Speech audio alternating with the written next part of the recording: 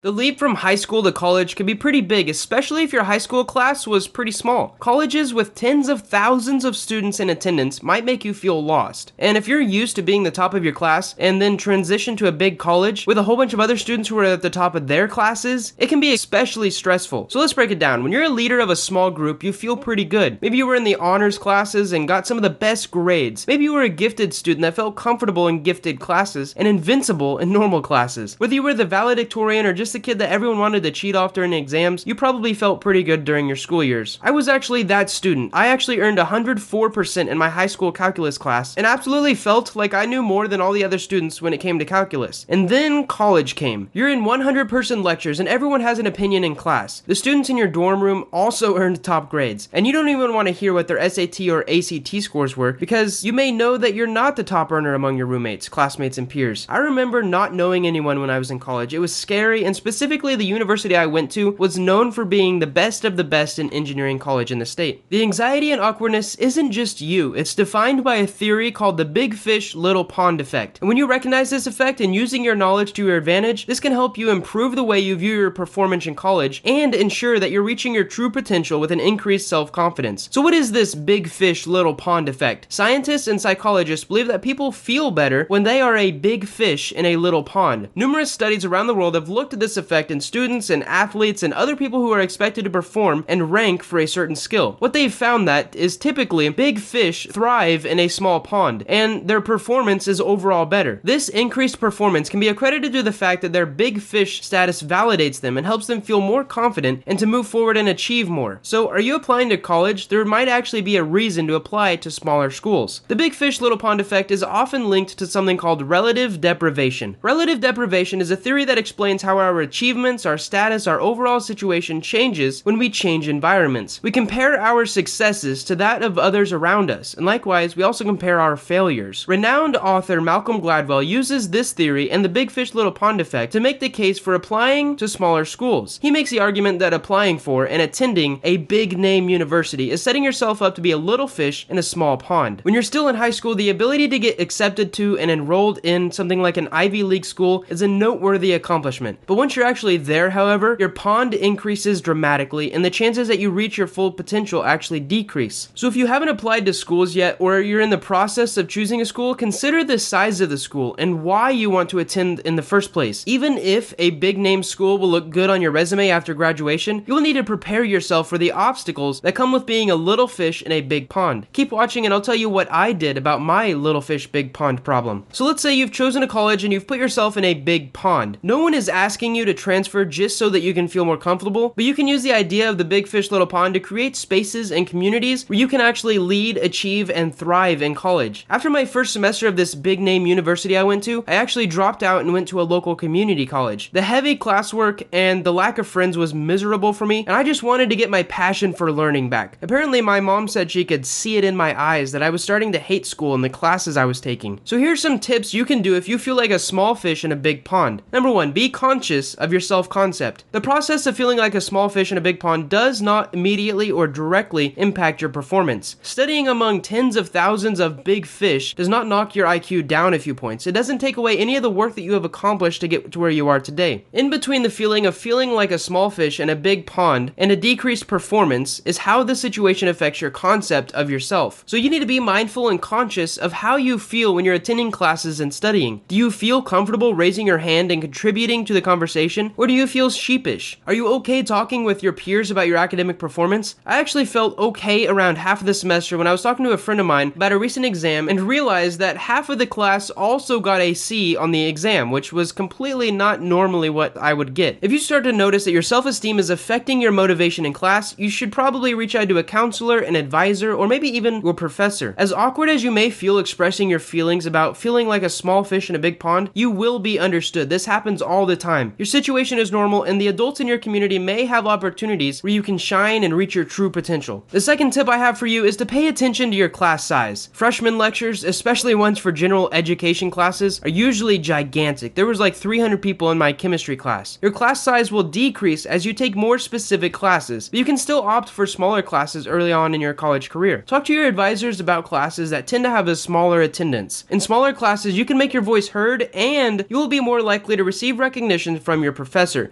This is something I think that really helped me in high school, was actually getting that personal recognition. The competition to contribute to a discussion will be a lot smaller in a more intimate class. And tip number 3 is to run for leadership positions. Different organizations can help you decrease the size of your pond. If you're regularly meeting with a small group to organize events or to reach a common goal, you will be able to take charge and you can shine if you enjoy being a leader. These organizations can be anything that sparks your interest, whether you would join a club, a Greek organization, or join the planning committee for your dorm's events. You can decrease the size of your pond. Even if you're in your first semester at college, it's not too late to run for a position. Ask current members and leaders when the organization will be accepting applications for leadership positions, and then express your interest. The sooner you can establish yourself as a committed member to the organization, the sooner you will start to feel like a big fish again. Remember, moving into a big pond doesn't take away your accomplishments or your intelligence. You should be confident, be mindful, and take extra steps to shine in whatever pond you jump into next. Also, if you're interested in self-development and growing yourself or your business, I want to let you know about a mastermind group that I recently created called the Practical Growth Academy. If you're interested, I create weekly animated book summaries, actionable worksheets to go along with the summaries, and also a monthly mini course of a topic that I think you'll find helpful. In fact, reading during college was one of the best ways I actually boosted my own confidence. So far, there's over 25 book summaries and 7 mini courses on stuff like productivity, money management, social skills, and other stuff that's really important in self-improvement. If you want to get immediate access to all of this, plus a link to a private Discord server where all the members share stories, they share ideas, and help each other grow, you can check the link in the description. If you sign up today, I'll personally send you a $20 Amazon gift card, and you should know that the mastermind is only $17 a month with the discount below, and that you can cancel anytime, including the first month if you want to. Thank you guys so much for watching this video, and I hope this video helps you in college.